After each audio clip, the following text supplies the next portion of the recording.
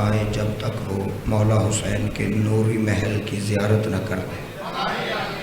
مالک ہمیں اس قابل بنا، ہماری آنکھوں کو اس قابل بنا کہ ہم اپنے زمانے کے امام کی زیارت کر سکیں۔ ہمارے بارہویں مولا کے ظہور میں میرے اللہ جلد تعجیل فرما۔ مل کے بلند آواز سے ایک صلوات پڑھ دیں تاکہ یہ دعائیں قبول ہو جائیں۔ اللہم صلی اللہ۔ اجازت ہے سرکار میں نوکری شروع کروں۔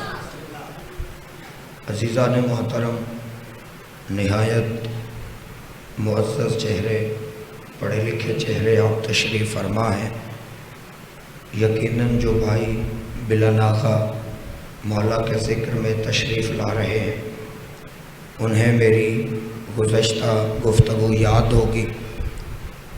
کل بھی میں نے آپ کے سامنے یہ گزارش کی تھی کہ جب اللہ نے اپنا سب سے بڑا ہاتھی اس زمین پر بھیجا اور اس نے 40 سال کی عمر میں جب اعلان توحید کیا تو کافر اس کے دشمن بن گئے۔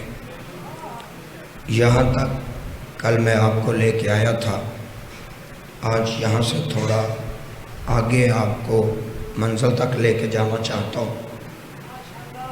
دوستان گرامی، تفسیریں یہ کہتی ہیں، تاریخیں یہ کہتی ہیں کہ جب نبی مکے کے ایسے ماحول میں پروان چڑھا اور کافر بھی اپنے ناپاک ارادوں سے باز نہ آئے، اور جب حضرت ابو طالب علیہ السلام بھی دنیا میں نہ رہے، تو اللہ نے اپنے نبی سے کہا میرا حبیب اب یہ مکہ چھوڑ دے، اب یہ مکہ تیرے رہنے کے قابل نہیں رہا۔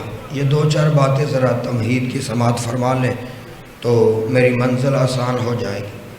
اللہ نے کہا حبیب اب یہ مکہ تیرے رہنے کے قابل نہیں رہا، یہ لوگ تیرے دشمن ہو گئے ہیں، حفاظت کرنے والا تیرا رہا کوئی نہیں، اب یہ مکہ چھوڑ۔ لہذا دوستان گرامی، میرے نبی نے اس رات مکہ چھوڑنے کا ارادہ کیا جب کافروں اور مشرکوں نے آپس میں مل کر یہ پروگرام بنایا کہ اگر کسی ایک شخص نے محمد عربی کو قتل کر دیا تو وہ بنی ہاشم کے انتقام سے نہیں بچ سکے گا۔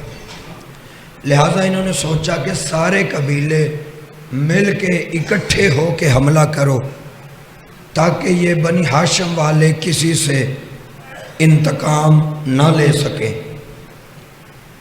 اب تفسیریں کہتی ہیں انہوں نے 70 قبیلوں کے 70 لوگ چنے اور ان 70 لوگوں نے بالکل نئی تلواریں تیز کر کے آپس میں یہ پروگرام بنایا کہ جاگتے ہوئے محمد کو قتل کرنا مشکل ہے کیونکہ سائے کی طرح علی ساتھ ہوتا ہے۔ آپ جی ہیں سلامت رہیں۔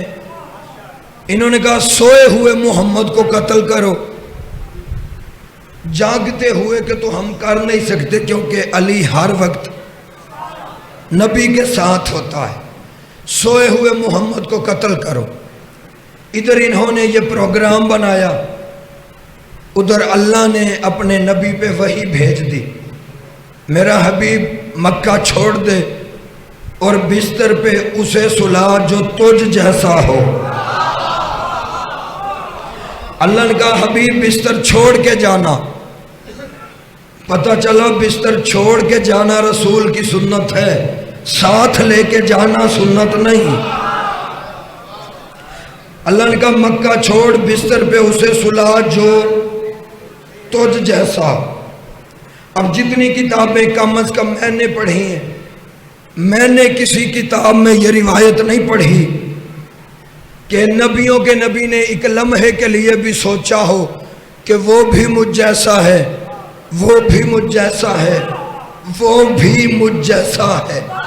نبی نے سوچا ہی نہیں، فوراً نبی نے کہا آئینہ آئینہ علی ابن ابی طالب، میرا بھائی علی کہاں ہے؟ علی دوڑ کے سامنے آئے، جی سرکار میں آپ کا نوکر حاضر ہوں۔ ادھر علی آئے، اب نبی کا جملہ سننا، اہل عقیدہ کے لیے یہ جملہ ہے۔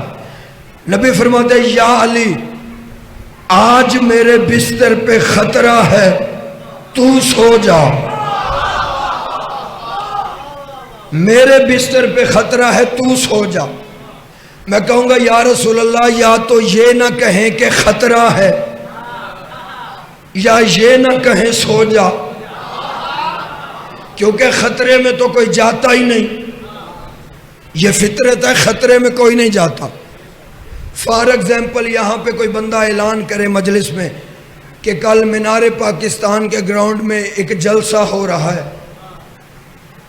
اور یہ خبر کنفرم ہے کہ وہاں پہ بم پھٹے گا، لہذا سارے شرکت فرما کے ثواب دورین حاصل کریں۔ جاؤ گے اس جلسے میں؟ اور پچھلے تو ٹر جان گے جڑے چھوٹے۔ خطرے میں کوئی نہیں جاتا، خطرے میں عابد بھائی کوئی نہیں جاتا خطرے میں۔ سرکار یا تو یہ نہ کہیں خطرہ ہے یا یہ نہ کہیں سو جا، حالانکہ سرکار کو یہ کہنا چاہیے تھا کہ یا علی آج سونا نہ، بستر پہ خطرہ ہے، آنکھ بند بھی ہو تو کھول کے رکھنا کیونکہ خطرہ ہے۔ نبی نے یہ نہیں کہا کہ جاگتے رہنا، نبی نے کہا میرے بستر پہ خطرہ ہے تو سو جا۔ قبلہ اس جملے کے ہیں دو حصے، ایک حصے میں اطلاع ہے، ایک حصے میں حکم ہے۔ میرے بستر پہ خطرہ ہے یہ ہے اطلاع، تو سو جا یہ ہے حکم۔ اب اگر علی سوئے نہ تو رسول کے حکم کی تعمیل نہیں ہوتی۔ نبی نے کہا سو جا، علی چپ کر کے سو گیا، کیونکہ علی نے اپنی پوری زندگی میں میرے نبی سے کیوں، کب، اگر، مگر، ایسے ویسے یہ لفظ کہے ہی نہیں۔ ادھر نبی حکم کرتے تھے، علی فوراً پورا کر دیتے تھے۔ نبی نے کہا بستر پہ خطرہ ہے سو جا، اور علی سو گیا، حالانکہ خطرے میں لیٹنا بندے کے بس میں ہے، سونا بندے کے اختیار میں نہیں۔ مثال کے طور پہ اگر کوئی بندہ آپ کے سر پہ گن رکھ کے کہے سو جاؤ گے، اور سونا تو بڑے دور کی بات ہے، آئی ہوئی بھی اڑ جائے گی، کیونکہ خطرے میں نیند نہیں آتی، خطرے میں نیند نہیں آتی، لیٹنا بندے کے اختیار میں ہے۔ کوئی گن پوائنٹ پہ بھی کہے تو بندہ لیٹ سکتا ہے، سو نہیں سکتا۔ لیٹنا بندے کے بس میں ہے، سونا بندے کے اختیار میں نہیں، کیونکہ نیند ہمیشہ مزاج سے آتی ہے، نیند ہمیشہ موڈ سے آتی ہے۔ آپ میں کئی بندے ایسے ہوں گے جو کہتے ہیں جی لائٹ جلتی رہے تو مجھے نیند نہیں آتی، کئی کہتے ہیں لائٹ بجھ جائے تو مجھے نیند نہیں آتی۔ اس کا مطلب ہے نیند آتی ہے مزاج کے ساتھ، نیند آتی ہے موڈ کے ساتھ، لیکن خطرے میں نیند نہیں آتی۔ نبی نے کہا یا علی میرے بستر پہ خطرہ ہے تو سو جا۔ ادھر نبی نے حکم دیا، علی چپ کر کے سو گیا۔ مالک اشتر نے پوچھا تھا یا علی ہجرت کی رات تجھے 70 ننگی تلواروں کے سائے میں نیند کیسے آ گئی؟ مولا تلواریں سر پہ تھی، تو مطمئن ہو کر سو کیسے گیا؟ کافر تلواریں لے کے تیرے سر پہ تھے، تجھے تلواروں کے سائے میں نیند کیسے آ گئی؟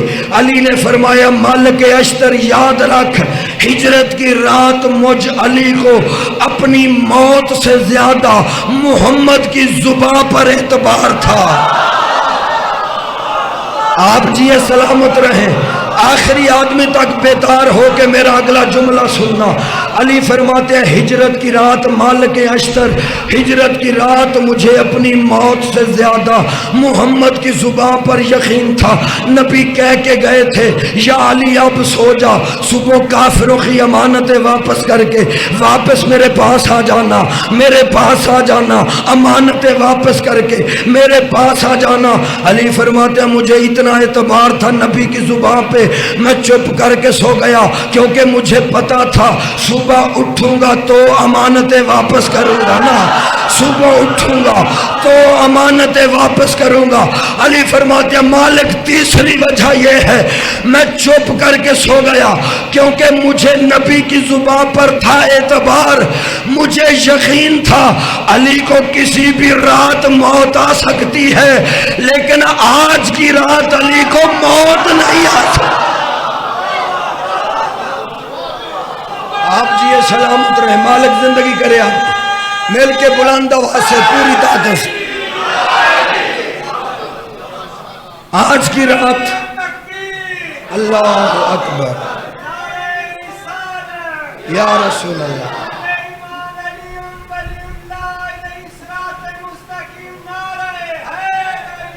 یا علی میرے بستر پہ خطرہ ہے تو سو جا۔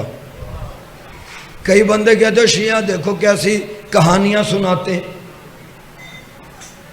70 تلواریں سر پہ تھیں، رات کا سناٹا تھا، نبی بھی پاس نہیں تھے، علی اکیلا تھا، علی ڈرا ہی نہیں، علی گھبرایا ہی نہیں، علی پریشان ہی نہیں ہوا۔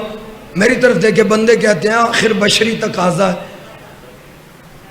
یہ بچے ہیں انہیں شرارتیں کرنے دیں، دعا کیا کرو کبھی کوئی بڈھا شرارتی نہ ہو جائے، بڑا خطرناک ہوتا ہے اس عمر میں بندہ شرارتیں شروع کر دے۔ خیر یہ بچے ہیں، میں بڑی جلدی آپ میری طرف متوجہ رہیں، میں آپ کی زیارت کر کے جملے پڑھنا چاہتا ہوں۔ بندے کہتے ہیں شیعہ دیکھو کیسی کہانیاں سناتے ہیں، بھلا علی گھبرایا نہیں ہوگا، پریشان نہیں ہوا ہوگا؟ رات کا سناٹا تھا، دشمن سر پہ تھے، ننگی تلواریں سر پہ تھیں، علی پریشان ہی نہیں ہوا؟ بشری تقاضا بھی کوئی چیز ہے، علی کچھ تو گھبرائے ہوں گے، علی کچھ تو پریشان ہوئے ہوں گے۔ میں کہتا ہوں عقل کے اندھو، علی پریشان تو تب ہوتا اگر علی کو نبی کی نبوت پہ شک ہوتا۔ نبی کہہ کے گئے تھے یا علی سو جا، صبح اٹھ کے امانتیں واپس کرنا، میرے پاس آ جا، لیکن نبی نے یہ جملہ کہا یا علی میرے بستر پہ خطرہ ہے سو جا۔ نبی نے سونے کے لیے کیوں کہا؟ یہ سلایا کیوں علی کو؟ اس میں حکمت کیا ہے؟ ہزاروں دفعہ آپ نے ہجرت پڑھی، ہزاروں دفعہ آپ نے ہجرت سنی، لیکن آج نتیجہ سننا۔ نبی کو کہنا چاہیے تھا خطرہ ہے یا علی جاگتے رہنا، لیکن نبی نے جاگنے کا نہیں کہا، نبی نے کہا میرے بستر پہ خطرہ ہے سو جا۔ علی نے صرف اتنا پوچھا یا رسول اللہ کیا میرے سونے سے آپ کی جان بچ جائے گی؟ فرمایا ہاں بچ جائے گی اگر آج تو میرے بستر پہ میں بن کے سو جائے۔ خدا کی قسم علی ہجرت کے بستر پہ سو کے دنیا کو سمجھا رہے تھے کہ ہجرت کی رات محمد کی جان سونے والے نے بچائی ہے، رونے والے نے نہیں بچائی۔ علی چپ کر کے سو گئے۔ یہ سلایا کیوں علی کو نبی نے؟ سلانے میں حکمت کیا تھی؟ وہ ریزن کیا تھا؟ نبی نے کیوں کہا یا علی سو جا؟ آؤ میں تمہیں وہ ریزن سناتا ہوں جس کی وجہ سے نبی نے علی کو خطرے کے بستر پہ سونے کا حکم دیا تھا۔ کتاب کا نام نہج البلاغہ، لکھنے والا خود میرا مولا علی۔ نہج البلاغہ میں میرے مرشد علی کا باقر بھائی فرمان موجود ہے۔ میرے مرشد علی نے صبح کے سورج کو مخاطب کر کے کہا تھا صبح کے سورج گواہ رہنا، میں علی نے تجھے ہمیشہ نکلتے بھی دیکھا ہے، غروب ہوتے بھی دیکھا ہے، لیکن تو نے علی کو کبھی سوتا ہوا نہیں دیکھا، تو نے علی کو کبھی سوتا ہوا نہیں دیکھا۔ اس پاک منبر کی قسم میرا مرشد علی وہ میرا مولا ہے جو کبھی زندگی میں سویا ہی نہیں تھا۔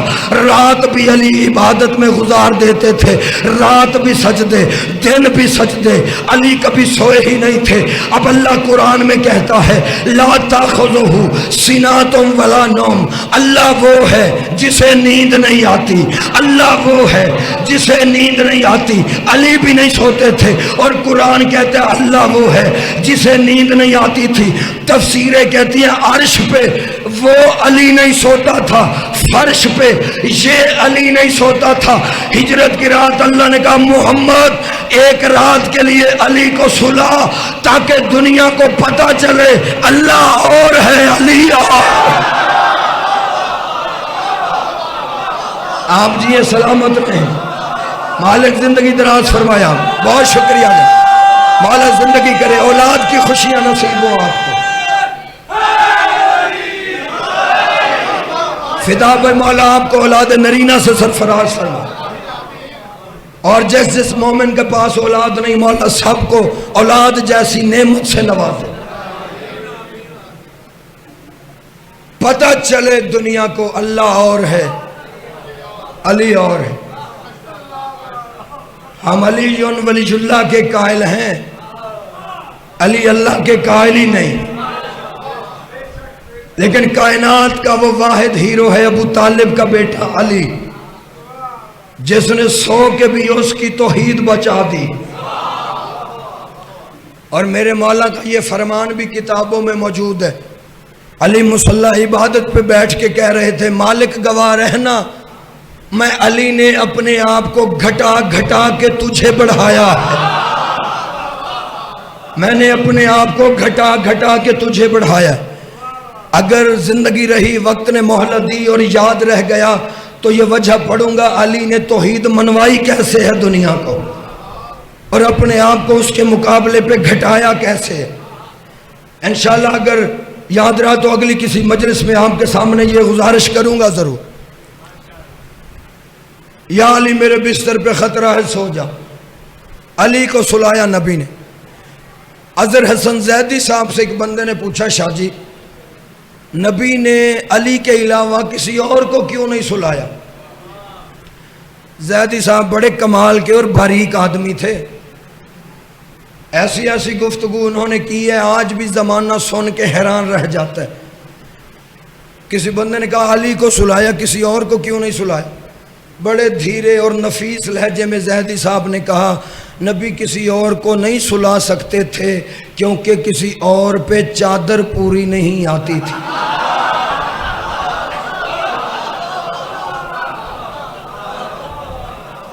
میں سلام کرتا ہوں اس بندے کو جسے میری بات کی سمجھ آئی، لیکن علی کو سلا دیا۔ اور دیکھیں جاگتے میں کسی کو کاپی کرنا آسان ہے، کوئی بندہ کوئی کام کر رہا اسے دیکھ کے بندہ اسی طرح کام تھوڑا بہت کر لیتا ہے، یعنی کاپی بندہ جاگتے میں کر لیتا ہے، سوتے میں کسی کو کاپی کرنا مشکل ہے۔ خدا کی قسم ہجرت کی رات علی نے محمد کو ایسا کاپی کیا کہ ساری عمر دیکھنے والے کافر پہچان ہی نہیں سکے بستر پہ محمد سو رہا ہے یا علی سو رہا ہے۔ نبی نے کہا یا علی میرے بستر پہ خطرہ ہے تو سو جا۔ میں کہوں گا یا رسول اللہ اگر بستر پہ خطرہ ہے تو راستے میں بھی تو خطرہ ہے، جب گھر میں خطرہ سرکار کو ہو سکتا ہے تو راستے میں بھی خطرہ ہے۔ سرکار آپ ایسا کریں، ہم آپ کے امتی ہیں، آپ کی بارگاہ میں ہاتھ جوڑ کے کہہ رہے ہیں کہ آپ علی کو ساتھ لے جائیں، بستر پہ کسی اور کو سلا دیں۔ عجب نہیں کہ پیغمبر آواز دے کے کہیں گے تجھے نہیں پتا میری مجبوری ہے، میں ہر کسی کو بستر پہ سلا ہی نہیں سکتا کیونکہ مجبوری ہے۔ اور شیعہ سنی بھائیو مجبوری پتہ کیا تھی میرے نبی کی؟ مجبوری یہ تھی کہ جب میرا نبی بستر پہ سوتا تھا تو میرے نبی کے جسم اطہر سے نور نکلتا تھا۔ یہ تو اہل سنت کے علماء نے بھی لکھا ہے، ایک ام المومنین کی حدیث ہے، وہ فرماتی ہیں اتنا نور نکلتا تھا نبی کی پیشانی سے کہ میں رات کے اندھیرے میں بھی ان کے نور کی روشنی میں گم شدہ سوئی ڈھونڈ لیتی تھی۔ اس کا مطلب ہے یہ تو تیرے گھر سے بھی ثابت ہو گیا کہ میرے نبی کے جسم سے نور نکلتا تھا، اس لیے آج بندہ وہ چاہیے تھا جس کے جسم سے محمد کی طرح نور نکلتا ہو۔ پھر آؤ مل کے پھر گزارش کرتے ہیں، اے اللہ کے پاک نبی اگر نوری ہی چاہیے پھر بھی آپ علی کو ساتھ لے جائیں اور بستر پہ سلانے کے لیے جبریل کو عرش سے بلا لیں، کیونکہ جبریل بھی تو آپ کا نوکر ہے بھی نوری اور نکلے گا بھی اس کے جسم سے نور، اور ہے بھی فرشتہ۔ اگر کافروں نے حملہ کر بھی دیا تو تلوار کا اثر بھی نہیں ہوگا، مالک آپ علی کو ساتھ لے جائیں، جبریل کو بلا کے اپنے بستر پہ لٹا دیں۔ عجب نہیں کہ پیغمبر آواز دے کے کہیں گے خاموش گستاخ نہ بن، کیا تو جانتا نہیں جبریل میرا نوکر ہے، اور نوکر کی کیا جرت کہ وہ سردار کی جگہ پہ بیٹھ جائے، نوکر کی کیا جرت کہ وہ سردار کی جگہ پہ بیٹھ جائے، نوکر کی کیا جرت کہ وہ مالک کی جگہ پہ بیٹھ جائے، کمتر کی کیا جرت کہ وہ اعلیٰ کی جگہ پہ بیٹھ جائے۔ اب مذہب تیرا جو بھی ہو، مسلک تیرا جو بھی ہو، عقیدہ تیرا جو بھی ہو، گھر جا کے اتنا ضرور سوچنا، اور جو محمد ایک رات کے لیے جبریل جیسے نوکر کو اپنے بستر پہ برداشت نہیں کرتا، وہ محمد اپنے بعد اپنے منبر پہ کسی امتی کو برداشت کیسے کرے گا؟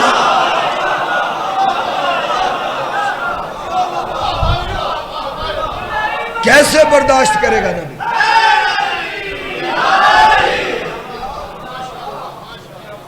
کیسے برداشت کریں گے نبی جو جبریل جیسے نوکر کو لٹانا اپنے بستر پہ پسند نہیں کرتے؟ نبی چلے گئے مائیگریٹ کر کے، علی سو گئے، اور سرکار یہ بھی کہہ کے گئے تھے کہ یہ امانتیں کافروں کی، صبح اٹھ کے واپس کر دینا۔ جاؤ، میں گھڑے میں منہ ڈال کے بات نہیں کر رہا، ابھی 4-5 دن آؤں گا آپ کی خدمت میں حاضر ہوں گا، کوئی بندہ مجھے ثابت کر دے، میں اپنی بات کا ذمہ دار بن کے کہہ رہا ہوں، ساری زندگی اس بندے کی غلامی کروں گا۔ خدا کی قسم، میرے نبی کی پوری سیرت طیبہ چھپی ہوئی یا چھپی ہوئی نہیں، پوری زندگی نبی کی پڑھ کے دیکھو، کوئی امانت ایسی ہے ہی نہیں جو نبی نے علی کے علاوہ کسی اور کو دی ہو۔ میں ابھی آؤں گا کچھ دن آپ کی خدمت میں، مجھے ثابت کرنا، صرف 2 موقع ایسے ہیں، ان 2 موقعوں کے علاوہ، لیکن یہ بھی میں موقع پڑھوں گا تو ان میں بھی جو امانت نبی نے کسی اور کو دی تھی تو ان سے واپس لے کے علی کو ہی دی تھی۔ اس لیے میں کہہ رہا ہوں پوری زندگی نبی نے کبھی کوئی امانت علی کے علاوہ کسی اور کو نہیں دی۔ صرف 2 موقع ایسے ہیں جب نبی نے کوئی امانت تھوڑی دیر کے لیے کسی اور کو دی، فدا بھائی وہ بھی واپس لی تو علی کو دے دی۔ وہ 2 موقع کون سے؟ وہ 2 امانتیں کون ہیں؟ پہلی امانت ہے خیبر کا علم، جسے سمجھ آئے وہ بولے میرے ساتھ، پہلی امانت خیبر کا علم جو 39 دن نبی نے کسی اور کو دیا۔ تاریخ کہتی ہے نبی جھنڈا دے کر بھیجتے تھے اور بندے ڈنڈا لے کر واپس آ جاتے تھے۔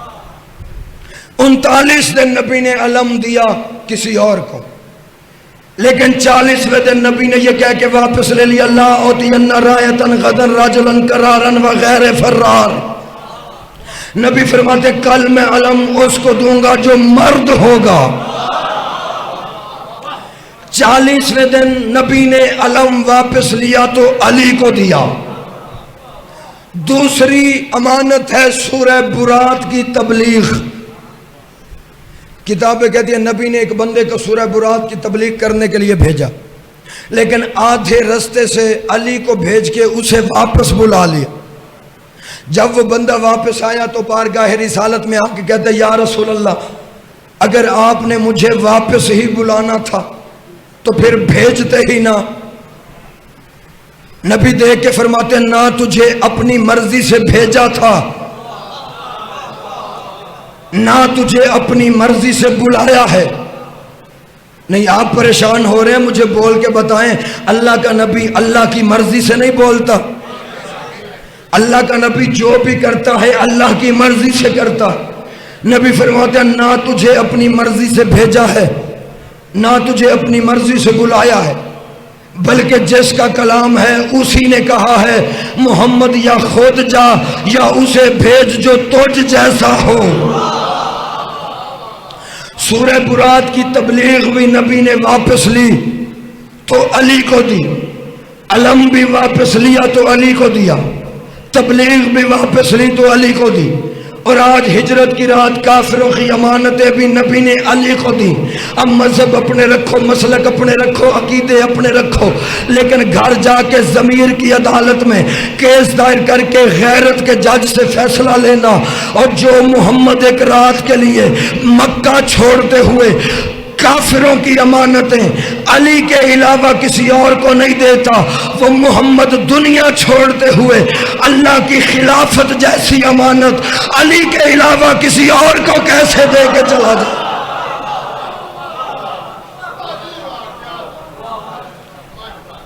یا علی یہ امانتیں واپس کر کے میرے پاس آ جانا. بس آخری جملوں کے قریب ہوں. نبی چلے گئے، علی سو گئے. 70 کافر چلے ابو جہل کے ڈرائنگ روم سے، جنہوں نے پلان کیا تھا کہ سوئے ہوئے محمد کو قتل کرو. ہاتھوں میں برہنہ تلواریں. 70 کافر چلے. راوی کہتے ہیں کچھ کافر گلی میں کھڑے ہو گئے، کچھ دیوار پہ بیٹھ گئے. 30 کافر ابو طالب کی حویلی میں داخل ہوئے. صحن میں تھا بستر رسول، اوپر سو رہا تھا علی. علی بادشاہ چادر لے کے سوئے ہوئے تھے. ایسے چادر اوپر، ادھر کافر آئے. 30 کافر اندر آئے. انہوں نے کانپتے ہاتھوں سے علی کے چہرے سے چادر ہٹائی، یا یوں کیوں نہ کہوں انہوں نے اپنے ناپاک ارادوں سے غلاف علی ولی اللہ ہٹایا. آئے رحمت کو ڈھونڈنے تھے، سامنا اللہ کے جلال سے ہو گیا. ایک بندہ دے کے کہتا ہے یا علی تو نبی کہاں ہے؟ علی فرماتا ہے مجھے دے کر گئے تھے. اس کا لہجہ دے کے علی نے الٹے ہاتھ کا اس کے چہرے پہ تھپڑ مارا. جس کو تھپڑ لگا اس کا نام تھا ابو جہل. تاریخ کے 2 تھپڑ بڑے مشہور ہیں جو معصوموں نے کافروں کو مارے. 2 تھپڑ تاریخ کے بڑے پاپولر مشہور ہیں، فیمس، جو معصومین نے کافروں کو مارے. کون کون سے؟ پہلا تھپڑ موسیٰ نے فرعون کو مارا. دوسرا تھپڑ علی نے ابو جہل کو مارا. موسیٰ کے تھپڑ کا تو مجھے پتہ نہیں، لیکن علی کے تھپڑ کی طاقت تمہیں سناتا ہوں. کتاب والا لکھتا ہے اتنی زور سے علی نے تھپڑ مارا، ابو علیحدہ ہو گیا، جہل علیحدہ ہو گیا.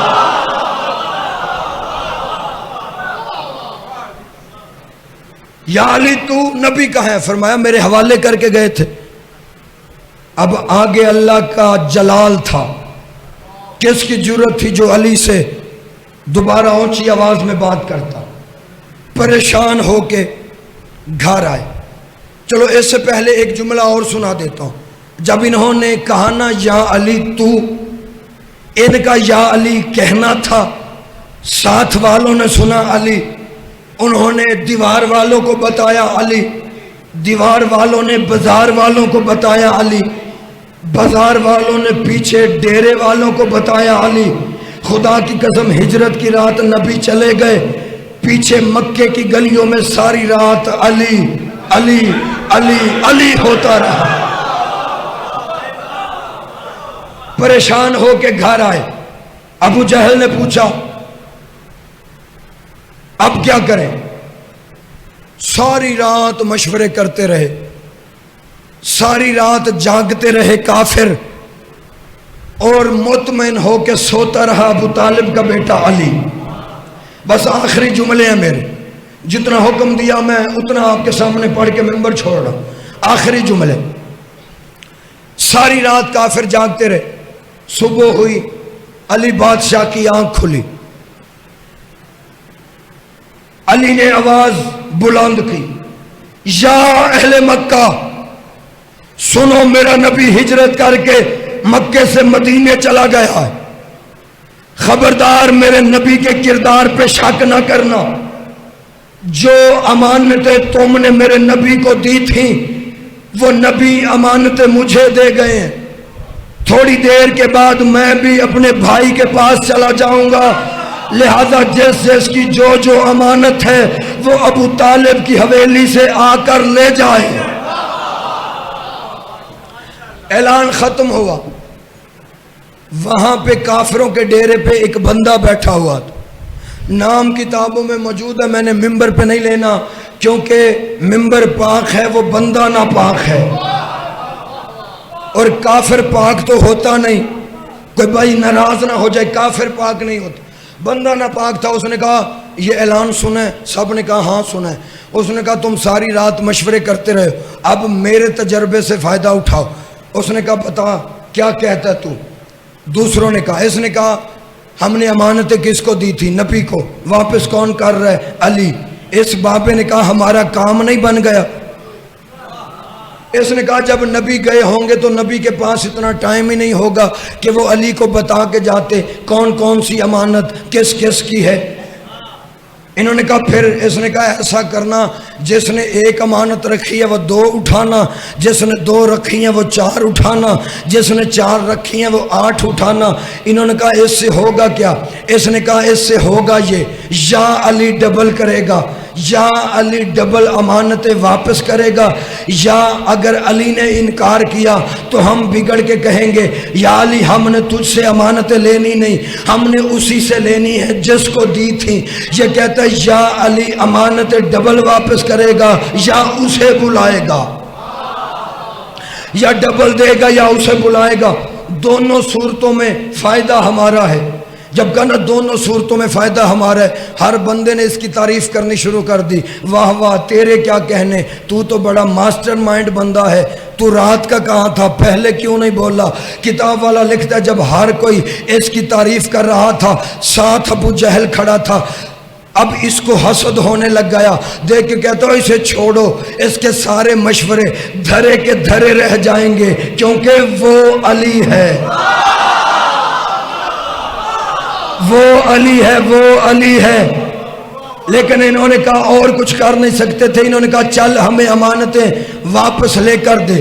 اب قبلہ سارے کافر آئے ابو طالب کی حویلی میں، پلان کے مطابق۔ علی نے کہا یہ دیکھو تمہاری امانتیں ہیں، میرے نبی کے پاس اتنا وقت نہیں تھا کہ وہ بتا کے جاتے کون کون سی امانت کس کی ہے، یہ تمہاری امانتیں پڑی ہیں، اٹھا لو، جس کی جو امانت ہے وہ اٹھا لو۔ اب انہوں نے پلان کے مطابق کسی نے 2 اٹھائیں، کسی نے 4 اٹھائیں، کسی نے 8 اٹھائیں، کسی نے کہا یہ میری ہے، کسی نے کہا یہ میری ہے۔ جب یہ امانتوں پہ جھگڑ رہے تھے، علی نے ایک ایک بندے کی کلائی پکڑی، کلائی سے پکڑ کے علی فرماتے ہیں امانتیں اپنی اٹھاؤ،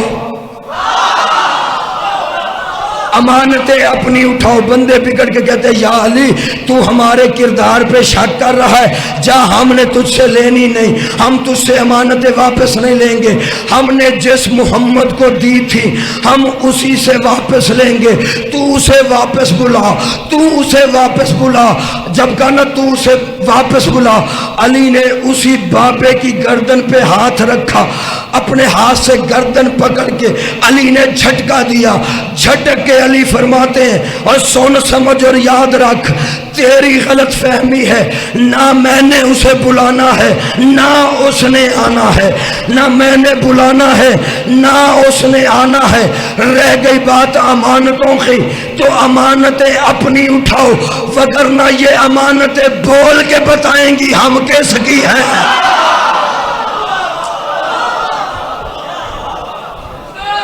بہت شکریہ جناب، مالک آپ کو سلامت رکھے۔ اسی علی نے مصلی پہ بیٹھ کے دعا کی، پروردگار مجھے ایک ایسا بیٹا دے جس طرح میں نے ساری زندگی محمد کا بھائی ہوتے ہوئے محمد کا غلام کہلوایا ہے۔ مالک مجھے ایک ایسا بیٹا دے جو ہو تو حسین کا بھائی لیکن ساری زندگی غلام کہلواتا رہے۔ آباد رہو، اللہ تمہارے آنسو قبول کر لے۔ زیادہ دیر کی زحمت نہیں، 4-5 منٹ کی حاضری ہے، لیکن میں چاہتا ہوں پرسہ نصیبوں کا جی بھر کے ہو جائے۔ میں غازی مولا کی شہادت کے جملے پڑھنے لگا ہوں۔ تیری کوئی دعا پوری نہ ہو رہی ہو، آج کی مجلس میں دعا مانگنا، اس لیے کہ غازی کی مجلس میں دعائیں قبول ہوتی ہیں۔ کیوں ہوتی ہیں؟ ہمارے مذہب کے ایک عالم گزرے ہیں، حسن ابتہی ان کا نام تھا، آغا حسن ابتہی۔ وہ فرماتے ہیں ایک دن میں نے عالم خام میں امام زمانہ سے پوچھا، مولا عباس کی مجلس میں دعائیں قبول کی ہوتی ہیں؟ وہ سید عالم کہتا ہے مجھے امام زمانہ نے بتایا۔ امام فرماتے ہیں اس لیے کہ عباس کے دل میں کل 2 حسرتیں تھیں، ایک لڑنے کی اجازت مل جائے، دوسرا سخینہ تک پانی پہنچ جائے۔ امام فرماتے ہیں نہ لڑنے کی اجازت ملی نہ سخینہ تک پانی پہنچا، دونوں حسرتیں غازی دل میں لے کے دنیا سے چلا گیا۔ اللہ نے کہا غازی اب جو تیرا نام لے کے مانگے گا میں اسے کبھی خالی نہیں لوٹاؤں گا۔ اس لیے اپنی ہر دعا ذہن میں رکھنا۔ میں جملے پڑھنے لگا ہوں غازی کی شہادت کے۔ عزاداروں کتابیں کہتی ہیں 4 کے عدد کا غازی کی زندگی سے بڑا گہرا تعلق ہے، 4 کے عدد کا بڑا گہرا تعلق ہے غازی مولا سے۔ جب دنیا میں آیا شعبان کی 4 تھی، گھر کی 4 دیواری میں بھائی 4 تھے، 4 ہتھیاروں سے عباس نے جنگ کی، 4 مقامات پہ حسین نے عباس کو لڑنے سے روکا، اور مرنے کے بعد لاش کے ٹکڑے 4 ہوئے۔ نہیں میں نے پڑھ لیا تو نے سن لیا، میں تجھے اگلی روایت سناؤں۔ راوی کہتے ہیں کائنات میں کربلا کا وہ واحد شہید ہے عباس جس کی لاش پہ حسین جیسا صابر امام دھاڑے مار مار کے رویا ہے۔ اب خود سوچو جس نے اکبر کی لاش اٹھائی وہ حسین، خدا کی قسم اکبر کی لاش پہ حسین چیخے مار کے نہیں رویا۔ حسن کا یتیم قاسم گھوڑوں کے سموں کے نیچے پامال ہو گیا، حسین چیخے مار کے نہیں رویا۔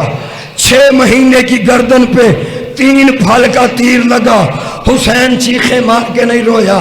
اللہ جانے کتنی محبت تھی حسین کو غازی سے، ادھر غازی کی لاش پہ حسین آیا، حسین کی چیخیں نکل گئیں۔ اب مجھ سے پوچھو حسین نے چیخیں کیوں ماری غازی کی لاش پہ؟ یہ میرے جملے نہیں، ایک سید کے جملے ہیں۔ وہ فرماتے ہیں جیسے ہی بے غیرتوں نے حسین کو غازی کی طرف آتے دیکھا، حسین کو آتا دیکھ کے یہ ظالم عباس کے جسم کے ٹکڑے کاٹتے، ٹکڑے کاٹ کے نیزے کی نوک پہ لگاتے، پھر اسی نیزے کو بلند کر کے حسین کے سامنے ہنس ہنس کے کہتے حسین یہی وہ عباس ہے جس کے سہارے پہ تو بہنوں کو کربلا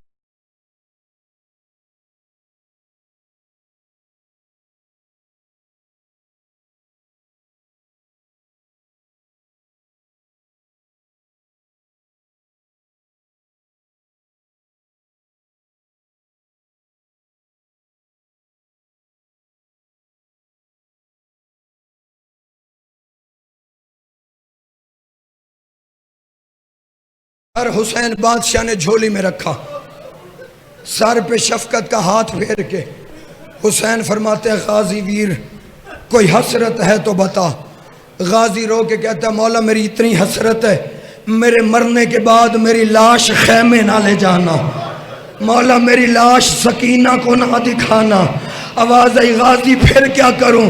تڑپا غازی رو کے کہتا ہے مولا میرے مرنے کے بعد میری لاش عمر سعد کو دینا اور اس سے کہنا میرا غازی کہتا تھا اور تو نے جتنے گھوڑے دوڑانے ہیں غازی کی لاش پہ دوڑا لے اور میرے مولا کی لاش کو پامال نہ کرنا۔